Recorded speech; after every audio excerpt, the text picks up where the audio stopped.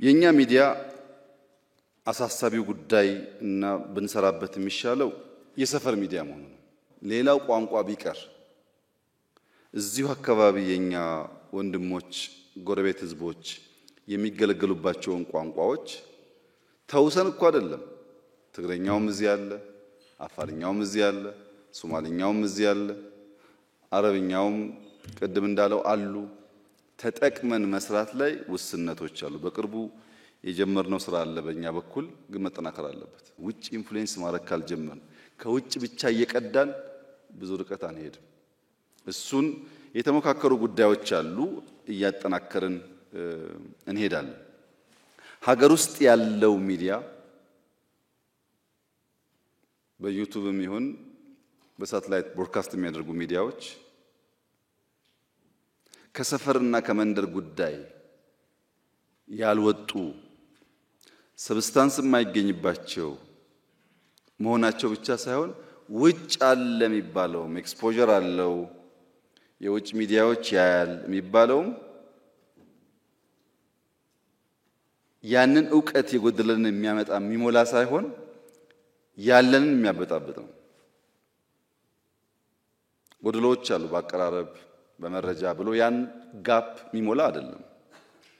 ለሚዲያዎች ያለኝ ምክር ብዙዎቹ ሚዲያዎች የምትወድቁት ወደፊትም መውደቅ የሚያመጣባችሁ ብዬ የማስበው አንድ ሚዲያ ተቋም 100 ሰው 100 ኤምፕሎይ ያለው ከሆነ ቢያንስ 60 ሪሰርቸር ነው መሆን ያለበት። ቢያንስ 60 ሰርፍ እያደረጉ መረጃ የሚያነፈንፉ ብቻ ነው መሆን ያለባቸው። 2 ቢበዛ 3 ሰው ነው ያንን ሪሰርች ፕሬዘንት ማድረግ ያለበት። የኛ ሚዲያ ጋዜጠኛ የሚሰበስበው እንደዛ ይሰራል። የተለመደ የዜና ጽሑፍ አለ። ዋና አዘጋጅ የሆኑ ሰዎች መድከም አይጠበቅባቸውም። ትንሽ ከሰማችሁ መጻፍ ይችላሉ። ያንንም እናነበው። ለዚህ ነው አድማጭ ያጣ ነው። የአንድ ለአንድ ዋን ኦን ዋን ያለው ኢንተርቪው ብቻ ሳይሆን ኒውስ ሲቀርቡ ኢምፓክታቸው መታየት አለበት። ምን ኢምፓክት አላቸው ተብሎ ዋናው ስራ ያለው ከጀርባ ነው። እሱ ላይ ብናተኩር የመንግስቱም የግሉም ብናተኩር ብዙ ምትወርቁ አይመስለኝም። ሚዲያው ኮንቴንት እስካለው ድረስ በዚያው ልክ ፈላጊው እየበዛ ነው የሚሄደው። ማወቅ ያለባችሁ ነገር ፍሪኩዌንሲ በጣም ውድ ሪሶርስ ነው። ይሄ ውድ ሪሶርስ እንደ ኢትዮጵያ ያለ ደሃ ሀገር ለልማትና ለመንቃት መጠቀም ሲገባው ባልባሌ ወሬ ካባከነው ያው ወርቅ እንደማባከን ገንዘብ እንደማባከን ይቆጠራል። በዚያ ፍሪኩዌንሲ የሚተላለፉ ኢንፎርሜሽኖች ሁለት ችግር አለባቸው። አንሰማም፣ አናደምጥም፣ አያስፈልግም፣ ሚዲያ ውሸታም ነው ቢቀርብን ይሻላል ካል አንኢንፎርምድ ያደርገናል። እናድምጣቸው ዕውቀት እናገኝበታለን ደሞ ስንል የሚመጣው ወሬ የሚመጣው ኢንፎርሜሽን የተዛባ ይሆናል። ትክክለኛው ፋክት ሳይሆን ሮንግ ነገር ያመጣል። መደመጥ አለበት። ይሄ እውነተኛ ሚዲያ ነው ብለን ፎሎ እንድናደርገው በተቻለ መጠን እውነት መግለጥ የሚችል መሆን አለበት። እውነትን ካልገለጠ በቀር በሚኖረው ጩኸት ክሊኮች ኮሜንቶች ሊኖሩ ይችላሉ። ግን እርግጠኛ ነኝ ኮሜንት አድራጊውም ጭምር ወደ ውስጡ አይወስደው። ያ ውሸት ቶሎ የሚተን ነገር ስለሆነ መዋሸትንና እውነት መግለጥን መለየት ያስፈልጋል። ለአንዳንዶች እንጀራቸው ነው፣ ለእናንተ ግን ምን ያደርግላችኋል? በዚያ መንገድ የሚበላ እንጀራ መሆን የለበትም። እንደዛ ከሚሆን እውነቱን ጫካ ከፈለጋችሁ ጫካ መሄድ ማየት፣ የተዛባ ነገር ካለ መግለጥ። የጫካ ሐሳቤ ምንድነው? ፒያሳ ላይ የሞከርነው ነገር ካሳንቺስ የሞከርነው ነገር በቂ አይደለም። በቂ መሆንም አይችልም። የቆየ ቦታ ስለሆነ ወይ ይጠባል ወይ ማነካቸው ቤቶች ይኖራሉ። ፊውቸር ሲቲን ስማርት ሲቲን ማሳየት አያስችሉም። ካሳንቺስ የተወሰነ አፍርሰናል። ፎቅ ግን እንተዋለን እኮ ፎቅ ስተን መንገድ እናደርጋለን። ባለው ነው የምንጠጋጋው እንጂ በመናስበው ልክ አይደለም። የጫካ ሐሳቤ የእናንተ ልጆች የእናንተ ልጆች የሚያወድሱት ስራውን ጥያቄ የለውም። እናንተ ባይገባችሁም ችግር የለውም። ሰርተን ለልጆቻችሁ መተው ስለሚሻል ከኤርፖርት ጀምራችሁ ጫካ ኮኔክትድ ነው።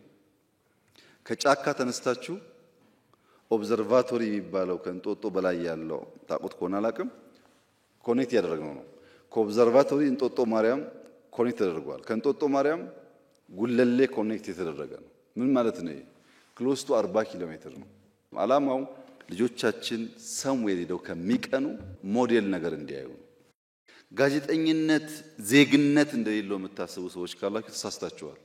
ጋዜጠኝነት ዜግነት አለው። ልክ እንደ ወታደር፣ ልክ እንደ ዶክተር፣ እንደ ሐኪም፣ ልክ እንደ መምህር፣ ልክ እንደ ደህንነት ሰራተኛ ጋዜጠኝነት ዜግነት አለው። ጋዜጠኝነት ናሽናል ኢንተረስት አለው። ጋዜጠኝነት የሚቆምለት ሀገርና ባህል አለ። ዝም ብሎ ጋዜጠኝነት የሚባል ነገር የለም። ያን ያሰብን ለእውነት ቆመን መስራት ያስፈልጋል። የኛ በሽታ ፐርፐዝ ማጣት፣ ሀገራዊ ፍላጎት ላይ ሀገራዊ ጥቅም ላይ አለመቆም መሆኑን ማየት ያስፈልጋል። ሉዓላዊነት ቅድም አንድ ወንድሜ እንዳነሳው በዚያ መንገድ አይደለም መፍረስ የሚመጣው። ፕሮፓጋንዳ ነው ቀድሞ የሚያፈርሰው። ጥይት በኋላ የሚከተለው መጀመሪያ ፕሮፓጋንዳ ይሰራል፣ ከዛ ነው ወደ ማፍረስ የሚሄደው። በእናንተ ኬዝ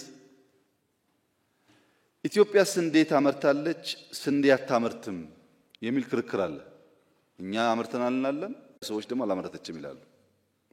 እናንተም ትሰማላችሁ፣ እንትና አንድ ብሎ ዘግቧል ብላችሁ ትናገራላችሁ። ግን በጣም ቀላል ነገር ነው። 10 ሚዲያዎች ተነጋግራችሁ አሻም ወደ ምዕራብ፣ ኤንቢሲ ወደ ምስራቅ፣ ኢሳት ወደ ደቡብ፣ አንድ ደግሞ ወደ ሰሜን 10 ሰው ልካችሁ ስንዴ አርሶ አደሩ ባለፈው አመት ስንት አረስክ፣ አሁን ስንት አረስክ፣ ባለፈው ስንት አገኘ፣ አሁን ስንት አገኘ፣ ባለፈው በአመት ስንት ታመርታለህ፣ አሁንሳ ብሎ ስትሰባሰቡ ያሰራችሁ በቂ ዳታ፣ ፐርፌክት አይደለም ማሳያ ዳታ ሊሆን ይችላል። የተዘገበውን ከምናራግብ አንዳንድ ሰው ልከን በመጠየቅ ማወቅ እንችላለን። በቲዮሪ በመጽሐፍት ሚዲያ ውግንናው ለእውነት ነው። እውነት እንዲወጣ እውነት እንዳይደበቅ ይሰራል ነው። እነሱ ጋር ስናየው ግን እውነት ሁለት መልክ አለው። ፍጹማዊ እውነት እና አንጻራዊ እውነት አለ። ለምን አንጻራዊ ሆነ? ናሽናል ኢንትረስት ስላለ። ናሽናል ኢንትረስት ስላለ እሱን እንዴት አድርገን ነው በድህረ እውነት ዘመን በዲጂታል ዘመን እኛ ልናመጣ የምንችለው? ዲጂታል ድህረ እውነትን ሞር ያስፋፋና የገለጠ ችግር ነው። እንደተባለው ስልክ ያለው ሰው ሁሉ ጋዜጠኛ ነው፣ ያሻውን ይናገራል፣ የተናገረው ደግሞ አየር ላይ ይውላል። እንዴት አድርገን ነው አስታርቀን የኛን ብሔራዊ ጥቅም አረጋግጠን ሰውን ምናነቃው? ሰው በተፈጥሮ መልካሙን ነገር ማየት አይችልም። በተፈጥሮ በግልም ይሁን በቡድን የከፋውን ነገር ብቻ ነው መዞ የሚያየው። ያልተመቸውን ነገር ነው የሚያየው። በንግግር ውስጥም አግሬሲቭ የሆነውና ጥላቻ የተሞላበት ቶሎ ይደመጣል። ለዚህ ነው የሚዲያ ሰዎች የሚሉት፣ እኔም ከዚህ ቀደም እንዳልኩት ስትናደድ ብዕርህንም ሽጉጥህንም አታንሳ። ሽጉጥህን ብታነሳ ሰው ትገላለህ፣ ብዕርህን ብታነሳ ግን ትውልድ ትገላለህ። አንዴ ሳይሆን ደጋግመህ ትገላለህ። የምንጽፍና የምንናገር ሰዎች ዛሬም ብቻ ሳይሆን ነገ እንደምናጠፋ አስበን ኃላፊነት ተሰምቶን ቢሆን ጥሩ ነው።